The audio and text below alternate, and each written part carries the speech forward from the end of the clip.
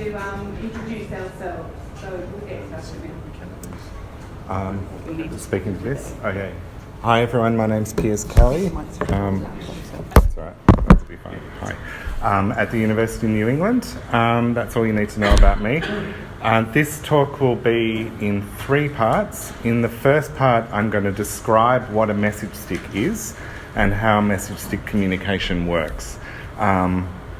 And my description will be based only on the testimony of named Indigenous knowledge holders from the 1870s up until 2019. In the second part of the talk, I'm going to do almost the opposite. I'm going to look at how certain settlers ignored traditional knowledge and mischaracterised message sticks. And I'll talk about the consequences of this today for communities interacting with collecting institutions. Finally, I'll be exploring some contemporary First Nations relationships to message sticks. And so you all know, I'm not Indigenous here. I'm of British and Irish ancestry, and I'm trying to work backwards in an effort to untwist colonial distortions. Just quickly, I will be acknowledging the existence of restricted objects and restricted practices. I will not be revealing anything that's restricted. Every photograph you see in the slides has been approved for public display by the traditional owners. The other thing I want to say is that protocols for how we talk about this sort of thing are always changing and evolving. They differ from community to community and sometimes from individual to individual within those communities, and ditto for how white fellas like me represent our positionality in this difficult encounter. So I want this talk to be received in the spirit of normalising challenging conversations about the alienation of objects from country and the still unfolding implications of that. Okay, so here's a definition. A message stick is a marked wooden object used for coordinating public communication and diplomacy between Australia's First Nations. I'm going to expand on this a bit with reference to accounts provided by these Indigenous knowledge holders from all over Australia.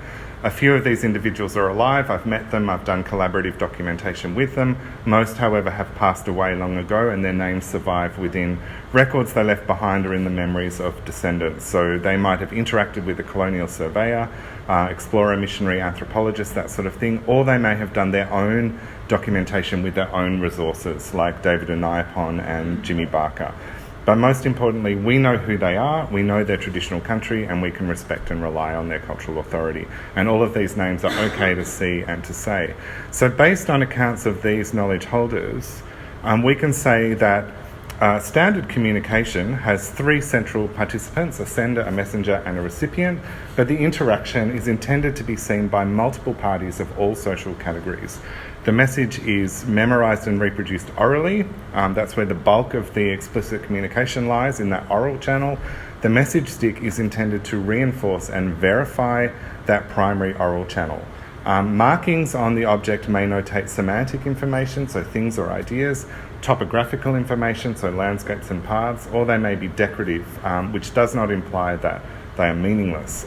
Sometimes all 3 categories of marks can coexist on the same object, and these categories can't necessarily be distinguished on formal grounds without the authority of the object's maker. And no restricted signs may appear on the object. On the whole, the overarching goal of a message stick routine is to sensitively manage the movements of people and resources on and off country.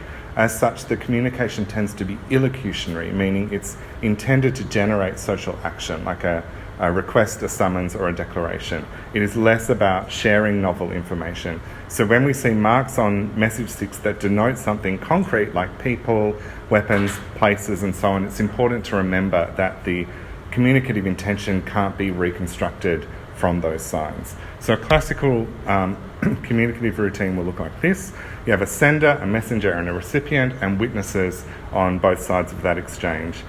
The diagram here puts a little bit more flesh on the bones. I'm not going to go through all of this. The important point to make is that it is a routine that follows a sequence, and the predictability of that sequence helps manage the sensitive diplomacy of people and resources moving on and off country.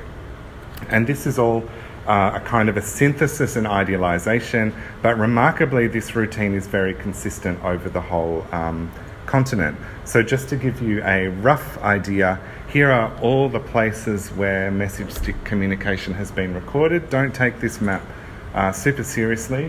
There are some problems, but it's just about everywhere, and there is remarkably little variation in these communication protocols.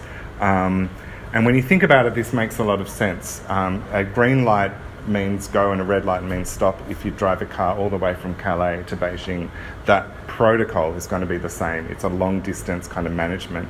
And same with digital protocols like email. You can send an email between any software platform and whatever, even if the language of that email might be different.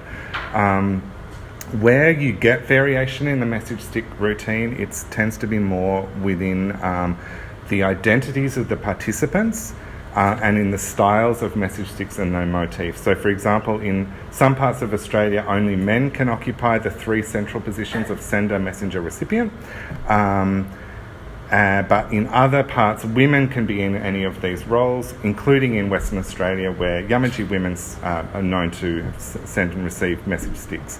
At the time of contact, only women were allowed to be messengers for the Djeri of South Australia, for example. I'm calling this communicative routine the kind of traditional use to contrast it with contemporary uses, but this traditional way of doing things never really went out of style. So as recently as the late 1970s, early 1980s, this kind of protocol was observed in this kind of protocol here was observed in Western Arnhem Land, which is the focus of my fieldwork with elderly knowledge holders who recall that practice within living memory. And there are also younger individuals like my colleague Stanley Rankin here who keep it going, albeit with a certain amount of transformation. So here's a message stick he made and sent for the Jappi ceremony of a young man in 2014. The public nature of these interactions is really important. So in the case of the Jappi ceremony, women participate and observe. People like me can observe, but there are aspects of the ceremony that are highly restricted, cannot be seen by women or uninitiated boys. But the announcement of the ceremony is and must be public in order to safeguard that privacy. It means that everyone knows the time and place of the ceremony and the terms of participation, so no accidents are likely to occur in terms of who observes what. The public safeguards the private, and I'll return to this later. So I'm now going to do an about face and look at whitefella representations that step around the traditional view. Message sticks were collected in greatest numbers between the 1890s and 1920s, so it's just a few decades when museums and collectors were really excited about them, and this is also a period of crisis in anthropology, to reference the conference theme, because the once mighty social evolutionist paradigm is finally coming under pressure and cracking, and largely from evidence coming out of Australia, especially kinship evidence. And that story has already been told many times, but in their own small way, message sticks were caught up in this crisis because French and German anthropologists were suggesting that they represented a form of Indigenous writing, broadly defined, or at least a functional alternative to writing. And if you remember your Morgan and Tyler, writing for the social evolutionists was considered the apex of civilization. And Aboriginal people, meanwhile, were placed at the lowest rung. So we get lots of white fellas at the turn of the century racing to refute and debunk any suggestion that message sticks are in any way similar to writing, especially alphabetic writing. There's a lot of kind of straw man hand-wringing at that time. Message sticks begin to seep into white fella pop culture. They appear in works of fiction, in travel writing, in cartoons, for example, blurring out a few things because they're a bit caricaturish. There's examples of white fellas creating bogus decipherments of message sticks. Here's one example of bogus language and bogus decipherment. You can ask me about that later if you want. And they're in this fraudulent memoir of someone who claimed to be a castaway who lived for 30 years in the northwest amongst Aboriginal people, and this is the famous Louis de Rougemont. And here he's describing them characterised as mystic, Kabbalistic, Masonic stick. In the popular settler imagination, message sticks also become much more like pen and paper letters. That is, they're seen as being sent privately from one individual to another individual without the use of an intermediary messenger and without an oral message, so a bit more like a letter.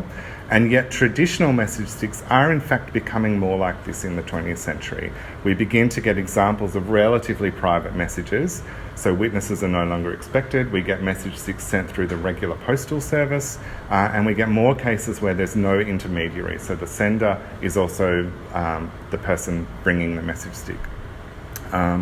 And we see Indigenous people recognising parallels with whitefella letter writing and leveraging that. So in the Northwest, there are new Indigenous words coming up for book, paper, writing, so these introduced products and ideas, and in these new words are sometimes derived from Indigenous terms for message stick.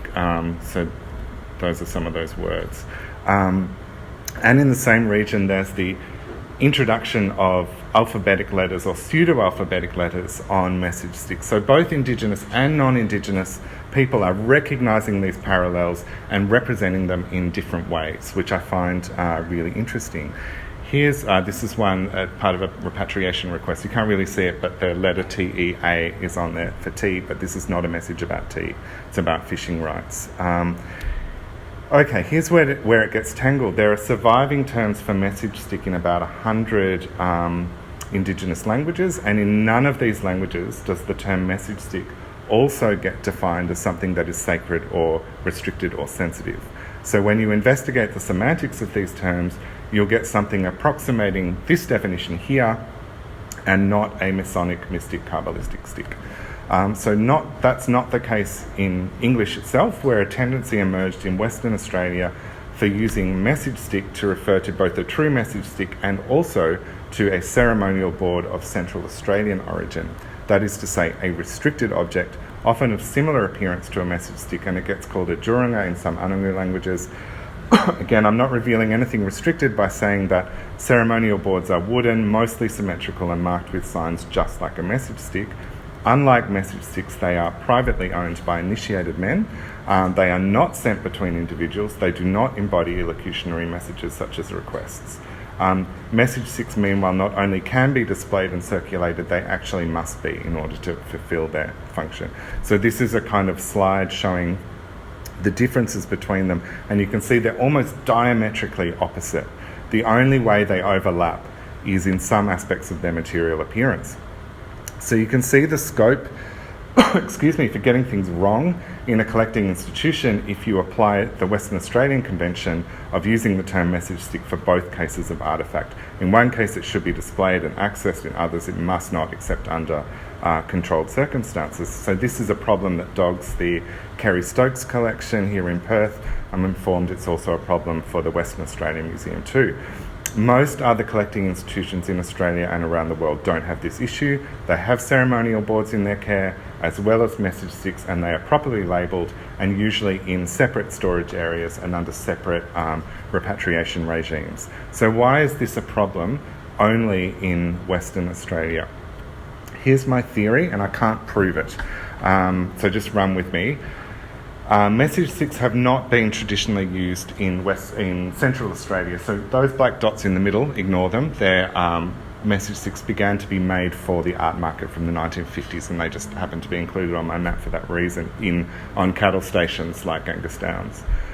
Okay, so then message sticks are not typically a part of Central Australia, but this is where you find ceremonial boards, and in the period of intense collecting, so 1890s to 1920s, ceremonial boards were eventually to become desacralised in Central Australia in places like Hermannsburg, but the practice was nonetheless spreading northwest into WA, where it is still practiced, and still sacralised.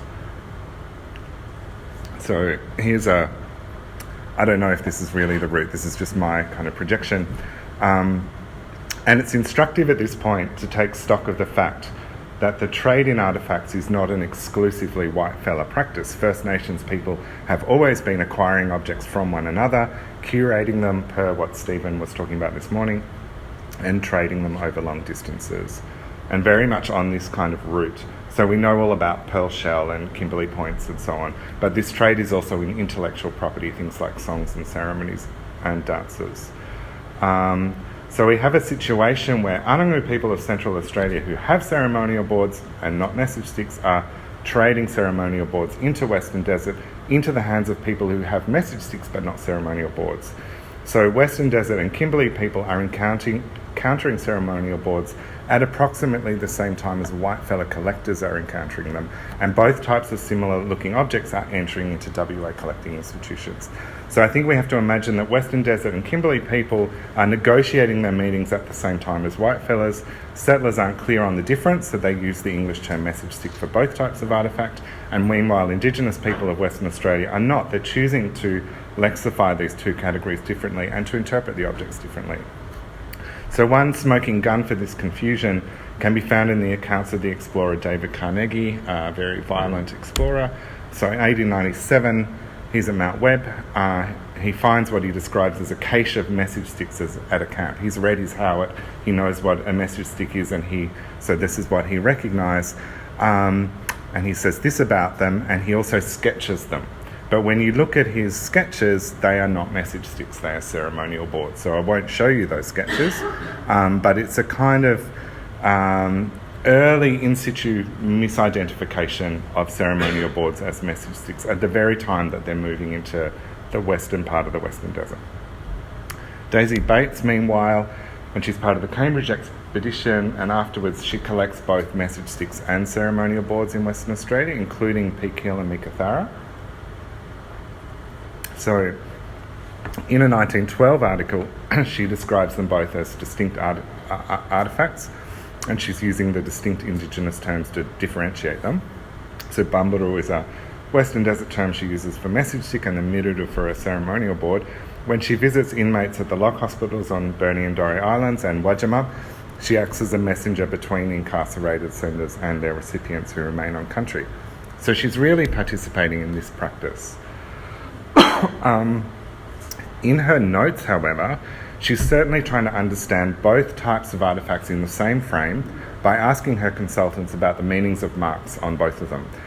So such and such a sign on a message stick, she assumes will have the same meaning when it appears on a ceremonial board and vice versa, which is, by the way, true only part of the time. But I almost forgive her at this point.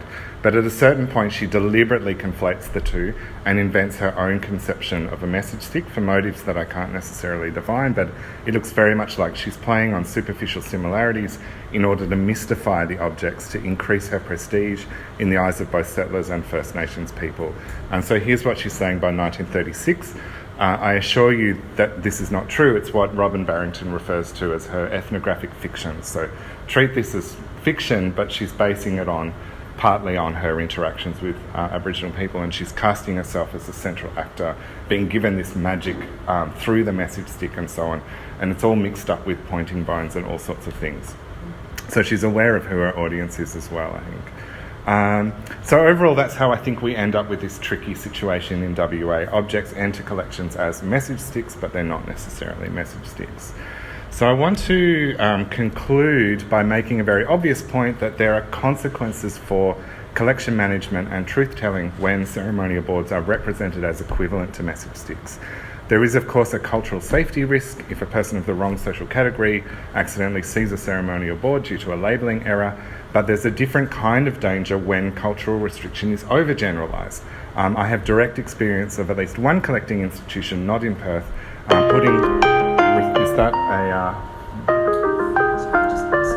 What do I do? They didn't tell me it was going to be... Oh, okay. Where was I? So direct experience in putting restricted labels on materials without consulting Indigenous knowledge holders out of an abundance of caution. So we saw the word ceremony in the metadata, better restricted. And this is what I call interpretive damage. You get a risk-averse policy that inadvertently alters the meaning of the object, which then limits access to the object, as well as to its primary documentation, which leads to what Sophie Price calls provenance paralysis in a different context. And so when access is preemptively restricted, we have very little hope of identifying the traditional country of the object, let alone the descendants or its makers. Of its makers. And since the value of the objects is a relational value, as the burnt directors were talking this morning, if they can't be reconnected with their owners, descendants or anyone else beyond the collection managers, they may as well not exist or be destroyed. This is the point where interpretive damage can tip over into destruction. Thanks, Louise. Good, I'm on time mostly. So how do Aboriginal people today understand or use message sticks? So as I've pointed out, I think the traditional routine never really went out of style, but it did transform. In the top end from the 1950s, Aboriginal people began sending message sticks to heads of government to make elocutionary demands. So this is a time when traditional use is still strong, and so Robert Menzies, the Queen, other Prime Ministers received message sticks and still receive message sticks. It's really consistent with this traditional practice of message sticks as diplomatic tools. This is only a few weeks ago, the Australian ambassador to the Philippines giving a message stick to the President of the Philippines. And it's consistent with that traditional level, and it's not consistent with privacy restriction or strong gender protocols. An interesting example from a couple of weeks ago from Uncle Major Sumner, getting ancestral remains back from the US, and he sends a message stick in that process to safeguard the ancestor's spiritual and physical journey home. This is a great example, again, of the public safeguarding the private. And here in Perth we have Barry Maguire's. This is a Perth post office named after the Noongar word for message stick, which I think is interesting. And we have Barry Maguire's super public message stick sculpture at Optus Stadium. And I have permission from Maurada Drage, Nanda Wajari woman, to show her artwork. Oh, there's Barry. Her artwork inspired by message sticks, and her work is consistent with that history of Aboriginal women in the Murchison region and elsewhere making message sticks and sending them and receiving them. I've recently been made aware that elders who coordinated the Wajamup Truth-Telling Project are identifying message sticks associated with that place as part of men's business. It's, I guess, that dynamic of desires and refusals that Jessica was talking about earlier. But this is also very much in the context of the entire process, which also involved burial and sorry business. So I want to absolutely respect that decision and recognise that, culture is a living, changing, evolving thing, while at the same time respecting the history of First Nations women of Western Australia making, sending and receiving message sticks. So this is an adaptation. I've also worked with Aboriginal people in the southeast who have a much more personal, intuitive and even esoteric relationship to message sticks, sort of sensing meaning spiritually through touching the objects or looking at images of them. And sometimes the meanings that they draw up are at odds with what the original makers have said about their own creations. So I guess we have to find a way to accommodate and navigate these different perspectives and experiences, and to be comfortable with discomfort. And on that very high-minded note, I'm going to finish. Thank you.